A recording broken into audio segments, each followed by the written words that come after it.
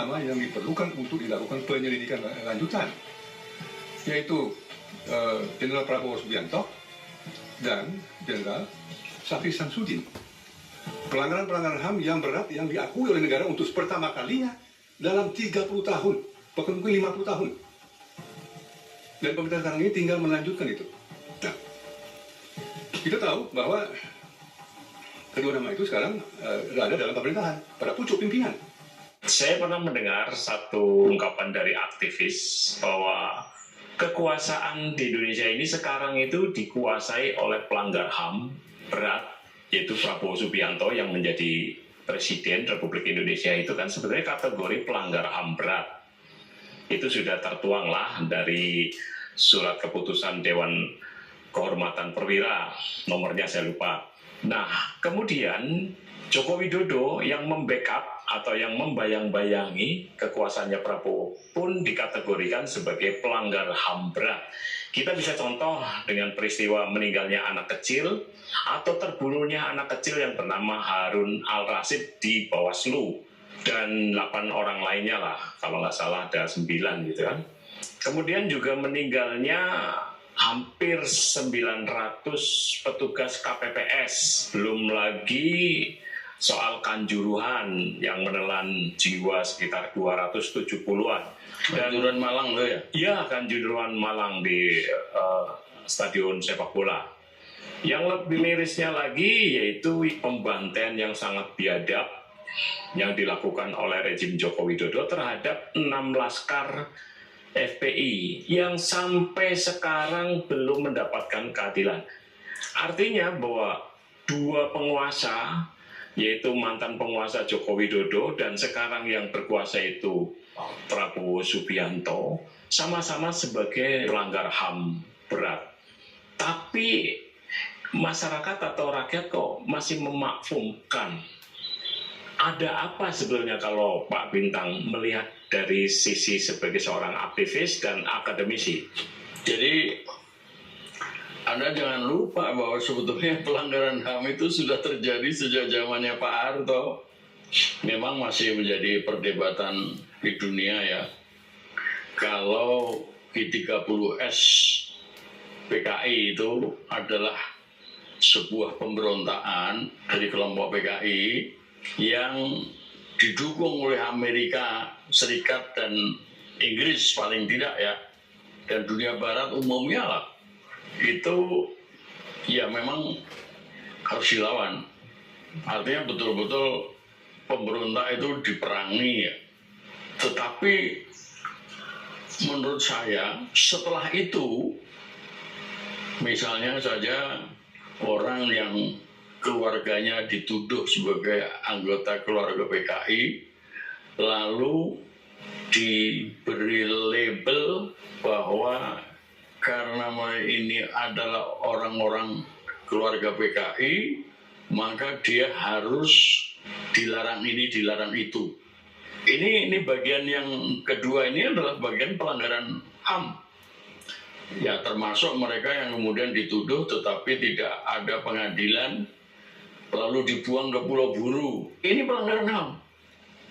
Dan kejadian-kejadian selanjutnya setelah itu, misalnya pembunuhan terhadap Marsinah, jadi itu salah satu. Lalu banyak lagi pembunuhan yang lain kan, Talang Sari, Tanjung Priok, kemudian Pak Harto mau bikin Gajah Mungkur, Kedung Ombo, ya. Nah, lalu penduduk disingkirkan dan kemudian ada yang tertembak mati, ya. Itu banyak itu, nggak tahu itu, dan itu tidak terhitung. Nah, itu kan yang pembunuhan ya. Yang penyiksaan dan lain-lain kan banyak, ya termasuk Hariman Silgar dan Kampus Kuning, ya. Yes. Itu juga sebuah pelanggaran HAM yang ya diingat tetapi tidak tercatat. Dan tidak itu saja ya, zamannya Pak Habibie ya, Trisakti itu termasuk pelanggaran HAM ya. Mahasiswa ditembak di mana Pak Habibie ketika itu adalah penjabat presiden karena Pak Harto sedang melawat ke Timur Tengah, ya kan? Tapi setelah kemudian Pak Habibie menjabat presiden, itu juga ada masalah pembunuhan, bahkan 18 orang di Semanggi 1, 2 orang di Semanggi 2. Bahkan sebelum itu, nah ini yang menarik ini. Ini yang menarik, yang kemarin dikemukakan oleh Pak Marzuki Darusman, ya. Pak Marzuki Darusman pada waktu itu adalah di zamannya Pak Habibie, ya, itu adalah ketua TGPF, tim gabungan pencari fakta, ya, terhadap kerusuhan Mei 98. Tetapi dalam penelitiannya sebagai tim pencari fakta, itu beliau tidak melepaskan diri dari apa yang barusan tadi Anda sebutkan, yaitu tentang penculikan mahasiswa, aktivis, ya, pemuda pada sekitar sebelumnya, ya, 97-98, yang mengakibatkan kemudian Pak Prabowo dikenai sanksi pemecatan dari TNI ABRI, ya, ABRI, ya. Nah, serta pada waktu itu beliau adalah ketua atau komandan Kostrad, ya, komandan Kostrad. Itu disinggung di dalam penelitiannya TGPF pimpinan Pak Marzuki Darusman. Kalau saya tidak keliru, di samping Pak Marzuki Darusman juga ada Ibu Miriam Budiarjo serta Ibu Saparinah Sadli yang ikut di dalam tim gabungan ini. Ada Polri-nya juga. Polri-nya masih waras. Ya, tidak seperti yang sekarang.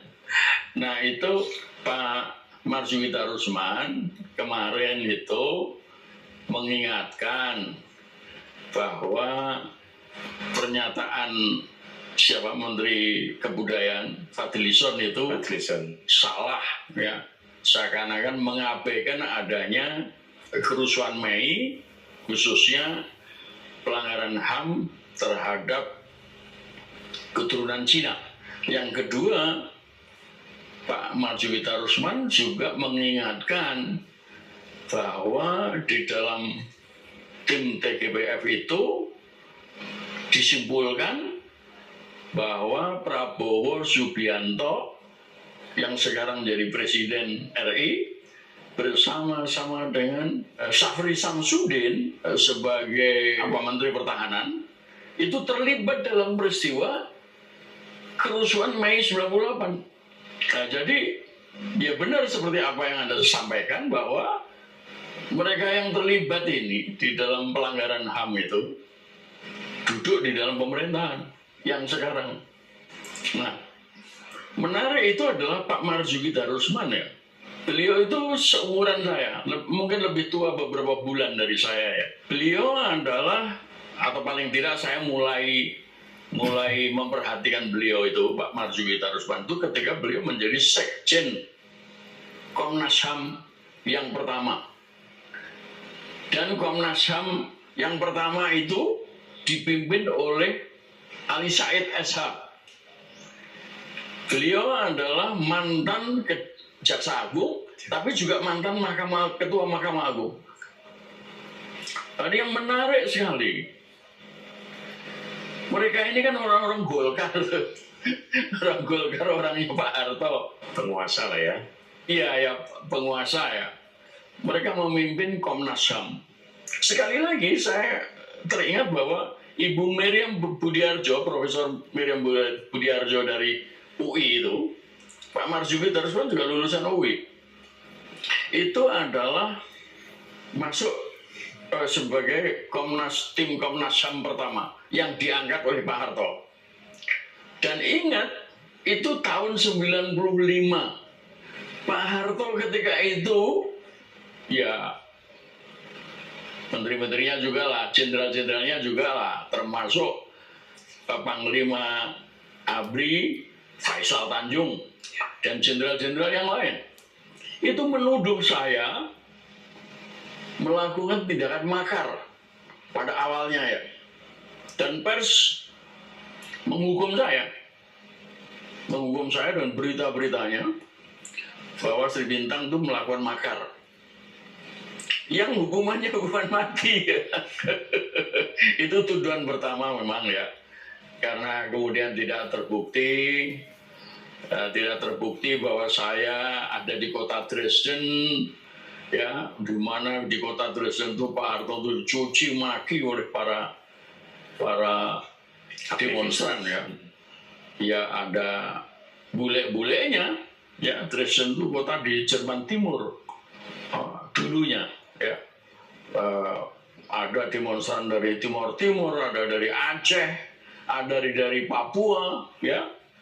Saya tidak ada di sana, sehingga yang semula saya dikira melakukan makar kepada Pak Harto itu diubah menjadi menghina Pak Harto di kota yang lain lagi, kota Berlin, ya. Anda bisa bayangkan ya bagaimana Pak Ali Said SH dan Marjuwita Rusman dan lain-lain orang tim Komnas HAM yang diangkat sama Pak Harto, tetapi justru menempatkan Komnas HAM itu pada wilayah yang benar, yang adil, dan betul-betul melindungi warga Indonesia, warga negara Indonesia dari upaya pelanggaran HAM. Tahun 95 itu ketika saya pulang dari Jerman dengan tuduhan makar, rumah saya ini dilempari batu oleh orang-orang tak dikenal. Beberapa kaca pecah. Apa yang terjadi? Saya tidak melapor kepada Komnas HAM-nya Pak Ali Said. Saya tidak menyampaikan protes atau apapun. Tetapi Pak Ali Said dan tim Komnas HAM, termasuk Marjuwita Rusman, itu mendengar dari berita di koran. Apa yang kemudian terjadi? Pak Ali Said menulis surat kepada Kapolri sebagai orang ketua Komnas HAM agar Polri mengirim 3 orang polisi untuk melindungi rumah saya. Wah, itu kan hebat sekali. Orangnya Pak Harto, orang Golkar, ya kan? Lalu saya dikenal sebagai orang P3 dengan tuduhan saya sebagai melakukan perbuatan makar, saya musuh politik Soeharto. Tetapi Pak Ali Said menempatkan dirinya sebagai betul-betul komisi Komnas HAM yang melindungi warga negara dari pelanggaran HAM. Pelanggaran HAM yang saya maksud itu ya, itu tadi melempari batu itu. Dan 3 orang polisi datang ke rumah saya. Yang saya kenal satu pimpinannya itu Pak Wim dari Ambon, saya kira ya. Wim siapa lupa saya. Nah, ketika kemudian mereka datang 3 orang untuk menginap di rumah saya, yang melindungi. Saya kebetulan menjadi narasumber di HMI Bandung, di kantornya di Cihapit sana. Dan undangannya itu malam hari, sehingga saya harus pergi ke Bandung. Nah, saya ditemani oleh 2 orang polisi. Tapi yang nyopir saya, luar biasa ya. Umur saya masih 50 waktu itu, 30 tahun yang lalu. Ya, saya nyopir sampai sana, dibubarkan sama polisi Bandung. Tetapi kemudian muncullah Pak Wim itu, tiba-tiba yang semula ada di samping kiri, samping kanan saya, tiba-tiba ngilang dia. Nggak tahu bahkan kemana. Tapi dugaan saya dia meyakinkan kepada polisi Bandung, ini Sri Bintang di bawah perlindungan saya. Ya, jadi akhirnya dikasih jalan tuh seminar itu, diskusi itu. Jam 12 malam baru selesai, pulang lagi ke Bandung, ke Jakarta. Saya juga yang nyopir.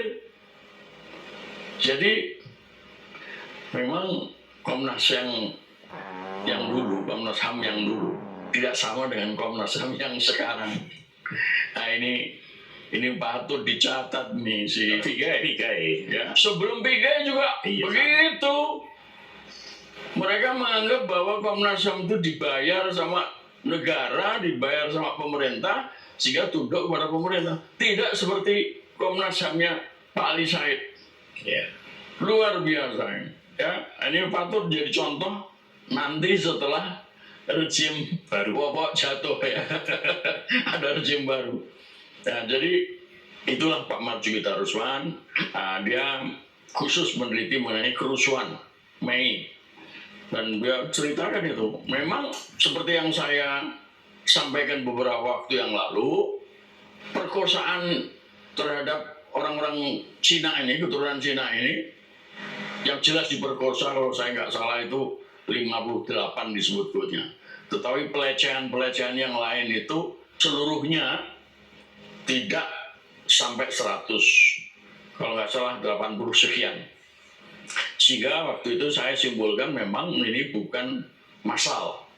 Tetapi tergantung pada bagaimana mendefinisikan massal itu. Ya.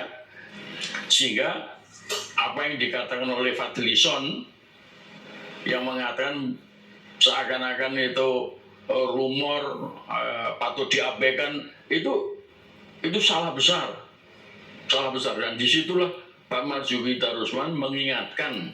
Nah, sambil mengingatkan Fadlison, beliau juga menyebutkan bahwa Prabowo serta Syafri Samsudin terlibat. Ya, saya baca itu. Saya cari hasil TGPF-nya itu, saya baca, dan ya Prabowo waktu itu masih Panglima Kostrat dan Syafri Samsudin kalau saya tidak salah itu Panglima Komando Operasi Jaya. Nah, apakah itu di bawah Pangdam Jaya atau di atas Pangdam Jaya saya nggak tahu tuh.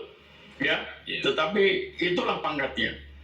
Dan jika kalau kemudian sekarang Pak Prabowo dan Syafri Samsudin menjadi orang berkuasa di Republik ini, sungguh mengecewakan.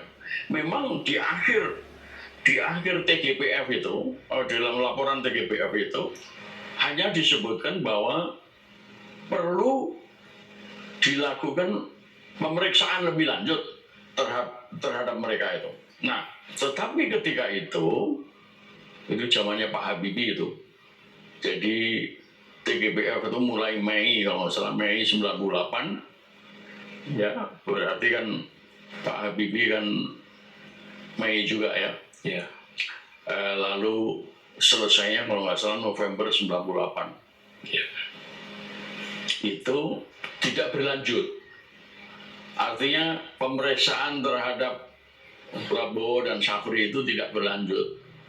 Ya, karena kemudian jabatan Pak Habibie kan nggak lama ya. Kemudian Gus Dur. Nah, di zaman Gus Dur, Marzuki Darusman itu diangkat menjadi jaksa agung. Karena jaksa agung yang lama, yaitu Andi Galib. Ya. Nah, Andi Galib itu ditunjuk sama Habibie karena Andi Galib tidak mau mendakwa Pak Harto. Sedang sebelumnya itu ada jaksa agung yang sudah siap mau mendakwa Pak Harto. Bahkan udah mengumpulkan bukti. Nah, itu didubeskan. Ya. Oleh Pak Habibie didubeskan. Diganti dengan Galib. Nah, sehingga di zamannya Pak Habibie, Pak Harto tidak sempat diadili. Ya. Tetapi ketika Gus Dur mengangkat Marzuki Darusman sudah sempat mendakwa Pak Harto, dan Pak Harto diadili. Tetapi kalau saya nggak salah ya, itu ada beberapa kasus sebetulnya yang melibatkan Pak Harto itu. Ya, ada kasus korupsi, ada kasus Yayasan Super Semar, ada Yayasan Bakti Pancasila. Nah, ini hanya satu. Yang jelas bukan korupsinya. Nah, tetapi kemudian Pak Harto divonis oleh Ikatan Dokter Indonesia yang menyatakan bahwa Pak Harto tidak bisa dimintai pertanggungjawaban atas perbuatannya karena mengalami gangguan di otaknya. Ya, Pak Harto bebas dari segala tuduhan, ya, di situ. Lalu ya sudah, Pak Marzuki Darusman selesai, Gus Dur ya selesai juga. Lalu pas berlaku Undang-Undang Dasar 45 palsu, ya, di zamannya Mega dan SBY, ya udah selesai. Nggak ada cerita lagi mengenai TGPF itu. Tidak ada lagi cerita mengenai kerusuhan Mei. Nah, yang menarik ketika di zamannya SBY lalu berlanjut sampai ke Jokowi, saya kan memasang spanduk ulangi Mei 98. Kalau Pak Harto bisa jatuh, mestinya Jokowi bisa jatuh juga. Apa yang kemudian terjadi dengan kata ulangi Mei 98 itu?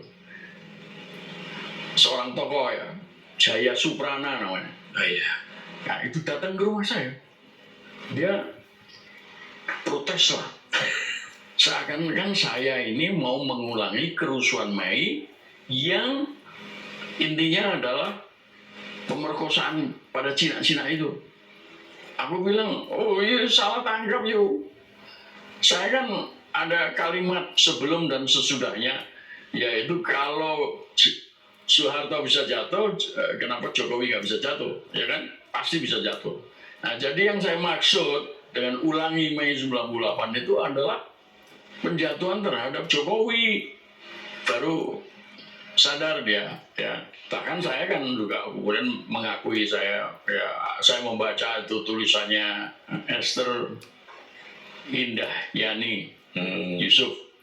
Nah, itu dia yang melakukan penelitian terhadap soal pemerkosaan khususnya ya, bersama-sama dengan Romo Sandiawan. Ya. Saya kan akrab dengan LBH, jadi saya tahu apa yang mereka kerjakan. Ya memang terjadi itu, sebab salah satu korban itu adalah teman saya juga, Kristianto Wibisono. Oh iya, Cina itu dia. Iya, dia keturunan Cina. Dan yang dapat korban tuh anaknya, lalu dibawalah anaknya itu ke Amerika dan mungkin anaknya tinggal di sana sebagai warga negara. Tapi Kristianto pulang. Nah, pulang ke Indonesia bergabung sama Cina-Cina yang lain yang mendukung Jokowi jadi presiden. Termasuk Jaya Suprana. Ya. Jadi Jaya Suprana itu di sebuah gedung dekat Sumber Warasan, rumah sakit Sumber Warasan, itu mengatakan nggak usah pakai pemilu, Jokowi bakal menang sekalipun dia pakai sandal jepit. Itu saya catat semua, saya tulis dalam buku saya itu.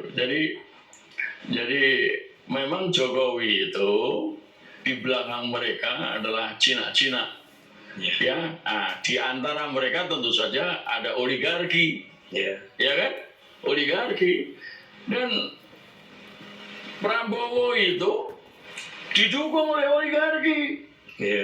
Bagaimana bisa Said Didu mengatakan bahwa Prabowo itulah yang menghancurkan oligarki? Orang yang berani, satu-satunya orang yang berani menghancurkan oligarki. Ini gombal ini. Jadi udah out of mind. Ya, udah out of mind, udah. Lagi mabuk dia ngomongnya. Kehilangan akal. Tapi dia nggak sendirian. Ya. Banyak orang-orang yang lain yang menganggap begitu. Ya, bahkan menuduh orang-orang yang melawan Prabowo itu adalah orang-orang yang nggak dapat jabatan. Mungkin mereka sendiri yang pengen jabatan ya. Dugaan saya begitu. Ya. Tapi biarlah itu berlangsung ya. Nanti sejarah yang akan buktikan. Oh ya, zaman SBY itu terjadi juga pelanggaran HAM itu. Ya, saya kira bisa dimulai dari bom Bali 1 ya. Ya, 3 orang ya itu dibunuh oleh pasukan pembunuh ya.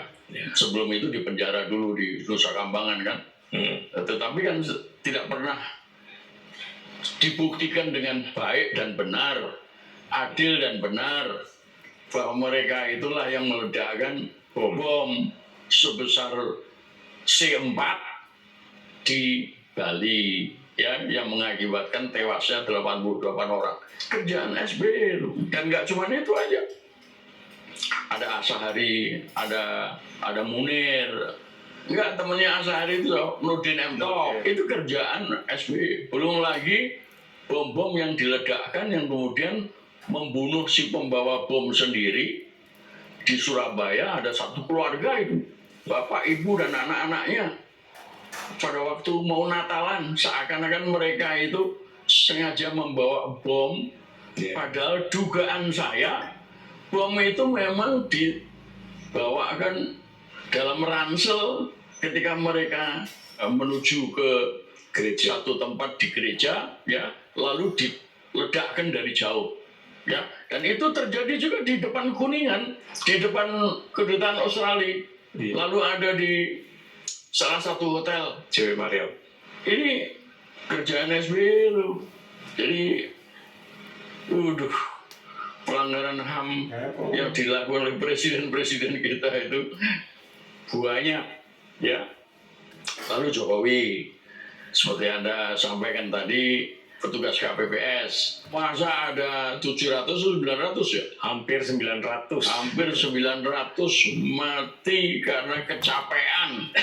Nah, ini yang harusnya dipersalahkan juga Menteri Kesehatan. Ya. Ya, dia dokter perempuan, dokter muluk namanya. Dokter muluk itu satu keluarga itu muluk semua namanya. Ya, itu ada dari Lampung. Ya, satu keluarga sama istri saya yang juga dari Lampung. Ya, nah itu harus diperiksa itu. Karena apa? Dia menolak otopsi. Bagaimana orang kecapean bisa mati? Dugaan saya diracun. Kenapa harus dibunuh? Karena mereka memegang rahasia kecurangan pemilu yang dilakukan oleh Jokowi. Pada periode berikutnya, kalau nggak salah, ketua KPU ya, tiba-tiba mendadak mati ya. Tapi itulah yang terjadi. Lalu kilometer 50, lalu apa yang Anda sampaikan tadi itu ya, Di Bawaslu anak kecil. iya, Bawaslu ya, Kanjuruan. ya. Ya memang Kanjuruan itu suatu peristiwa ya yang sebetulnya tidak ada kaitan dengan politik ya. Itu penanganan dari Polri yang nggak benar. Ya. Melihat adanya penonton yang kemudian turun ke lapangan, lalu disiram gas air mata ya, mengakibatkan kekacauan masyarakat, Kehabisan oksigen. Oh iya, itu mereka yang memberikan, dan itu jumlah gas air matanya itu terlalu besar ya. Kalau ketua KPU-nya yang mati itu Husni Kamil Malik. Husni Tamrin Malik, betul. Iya. Husni Tamrin Malik tiba-tiba Husni Kamil mati Malik. ketika dia menyampaikan adanya kecenderungan kecurangan. Iya. Ya, tiba-tiba ya dibunuh dia. Iya. Ya, seperti yang saya katakan bahwa antara Jokowi dan Prabowo itu ada perjanjian. Iya. Ya, ketika Prabowo menjadi Menteri Pertahanan, dijanjikan presiden akan jadi presiden, tetapi ya dengan 3 syarat. tiga syarat itu minimal ya, yaitu melindungi perjanjian-perjanjian yang dibikin oleh Jokowi dengan Xi Jinping. Nah, yang sangat jelas itu adalah WUS. WUS itu janjinya adalah dana dari Cina, ya kan? Iya. Tetapi kemudian nyatanya kan akhirnya larinya ke APBN. Kemudian dana untuk infrastruktur, ya, itu sampai segala aset dijadikan kolateral, dijadikan agunan, aset-aset BUMN, ya. Nah, ini juga Jokowi. Lalu ada satu lagi yang misterius, ya, yaitu yang disebut hidden debt, yaitu utang yang disembunyikan. Nah, utang yang disembunyikan itu antara Jokowi dan Xi Jinping, di mana Jokowi mendapatkan dana utangan, tapi ya tentu saja yang harus bayar adalah negara RI, ya kan? Itu pertama. Yang kedua, jangan Prabowo mengganggu oligarki. Nah, itu sudah saya sampai berulang-ulang. Jadi ketika Prabowo mengundang 9 naga, ketemunya beberapa kali lah, ya, antara lain di kantornya kepresidenan, ya. Setelah Said Didu dipanggil, ketika Pak Said Didu dan Abraham Samad dan Susno Duaji, Siti Zuhro, ya, itu dipanggil berkaitan dengan pertemuan yang kemudian berlanjut menjadi GKR, Gerakan Merebut Kembali Kedaulatan Rakyat, ya kan? Itu setelah pertemuan dengan Said Didu dan lain-lain itu bertemu dengan diundanglah 9 naga itu, ya kan? Nah, apa yang terjadi di situ? Ya, 9 naga itu dimintain, menurut pendapat saya, ya, mereka itulah yang akhirnya memberi utangan kepada Republik, ya, karena udah kehabisan dana, ya, defisit APBN. Mereka lah yang menyokong, ya, mereka lah menyokong. Jadi menjadi supplier daripada menjadi donor utang lah, ya kan? Nah, jadi adalah salah besar kalau kemudian Said Didu dan lain-lain mengatakan bahwa Prabowo ini sejatinya adalah orang yang berani, satu-satunya orang yang berani menghancurkan oligarki. Nah, Aguan saja beberapa hari yang lalu mengatakan keuntungannya itu berapa banyak, itu dari PEK 1, PEK 2, ya kan? Dan PEK 3 masih jalan terus, ya. Lalu saya kira pembangunan reklamasi itu jalan terus, ya. Dan itulah proyek-proyek yang diberikan kepada oligarki demi mendapatkan utangan dari mereka, untuk ya menanggulangi perekonomian Indonesia. Jadi mereka bekerja sama. Nah, itu yang kedua dengan oligarki, ya. Yang ketiga, melindungi Jokowi dan keluarganya. Jadi tidak mungkin Prabowo itu memisahkan diri dari Jokowi, nggak mungkin. Demikian juga Jokowi akan terus mendukung Prabowo, ya, demi keselamatannya sendiri, termasuk tuduhan ijazah palsu. Kalau nggak dilindungi Prabowo, itu udah terbongkar kemarin-kemarin. Ya, ini pelanggaran HAM juga itu yang dilakukan oleh Prabowo, di samping ya ketidakbecusannya, ketidakmampuannya membangun perekonomian, ya, lalu bekerja sama dengan pihak asing, ya, mendekatkan diri kepada Amerika dan Yahudi, menjauhkan diri dari Iran. Nah, ini orang-orang Arab ini memang barusan diumumkan ya bahwa Saudi Arabia dan Uni Emirat Arab itu masih tetap mempersilahkan Amerika untuk membangun basis militer mereka di sana. Nah, inilah sifat dari banyak orang Arab itu. Sudah diturunkan Nabi berkali-kali, sebagian dari mereka dibunuh, ya kan? Tapi tetap aja masih berpaling dari jalan Allah yang ditentukan lewat Al-Quran dan Sunnah Rasul. Ya. Ini orang Arab ini, kebanyakan orang Arab. Jadi Prabowo mengikuti arus itu, mengikuti aliran itu, ya. Jadi ini tidak hanya pelanggaran HAM terhadap rakyat Indonesia, tetapi sudah melakukan suatu pelanggaran terhadap rakyat, bangsa dan negara. Tidak hanya rakyat saja, tapi juga bangsa dan negara. Iya. Dan pengkhianatan terhadap proklamasi kemerdekaan, pengkhianatan terhadap para pemimpin kemerdekaan dan para syuhada ya ketika kita melawan penjajahan.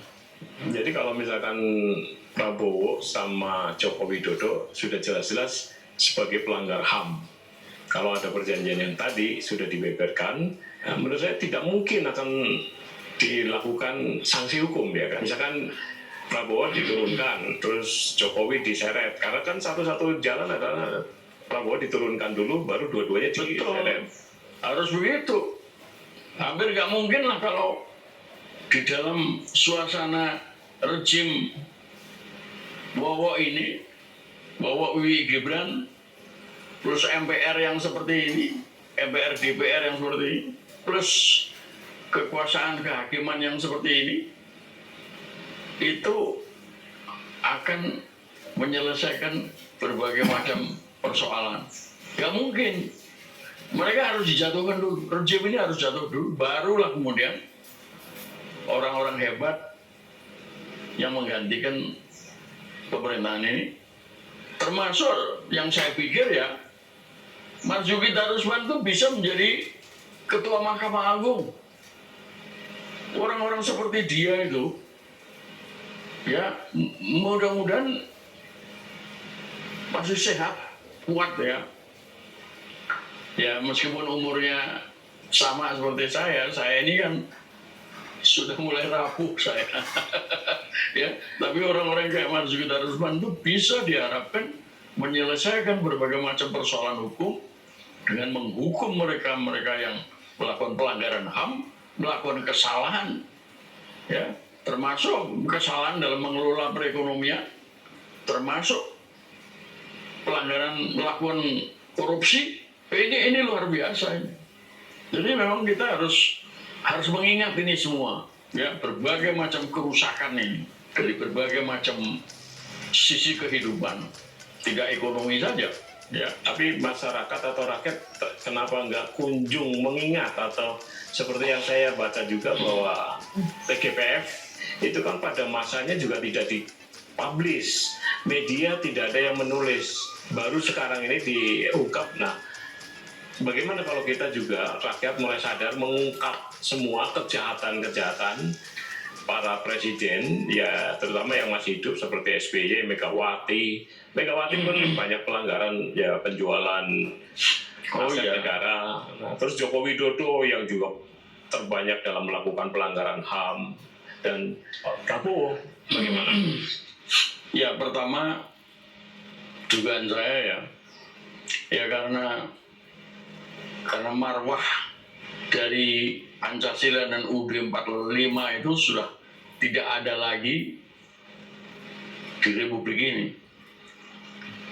Orang seakan-akan terhipnotis bahwa tidak ada perubahan undang-undang dasar.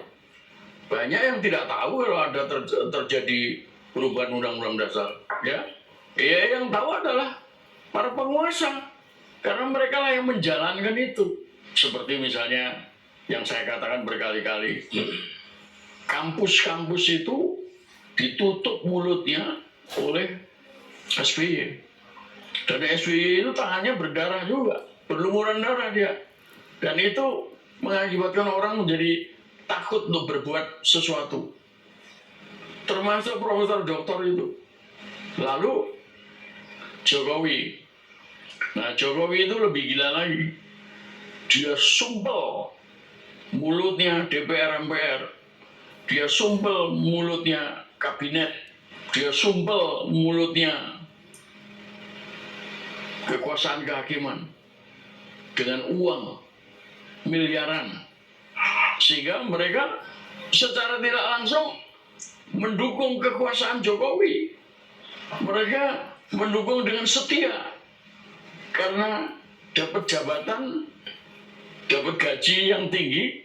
Nah, termasuk bablas sampai hari ini orang masih mengelulukan Prabowo, padahal dia penjahat, kalau saya bisa bilang, ya, tidak hanya sekedar penjahat HAM, tetapi kelakuannya juga penjahat, kelakuannya jahat.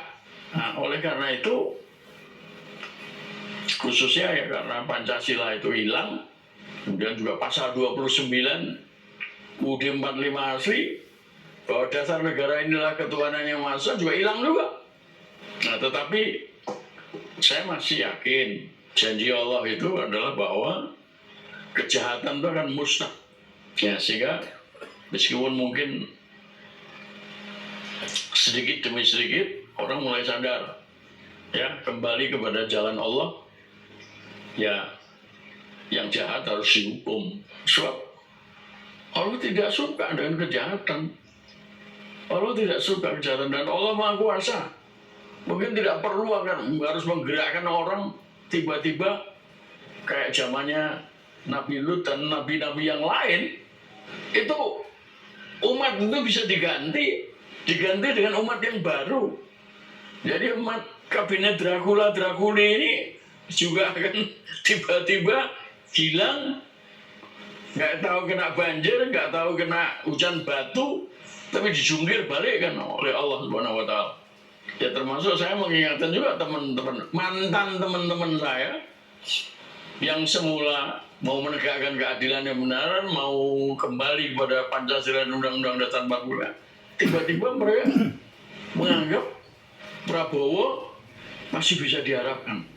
Ini menurut saya konyol itu. Ya, Sontoloyo. Ya, kalau zamannya Pak Harto, Bung Karno itu disebutnya Sontoloyo.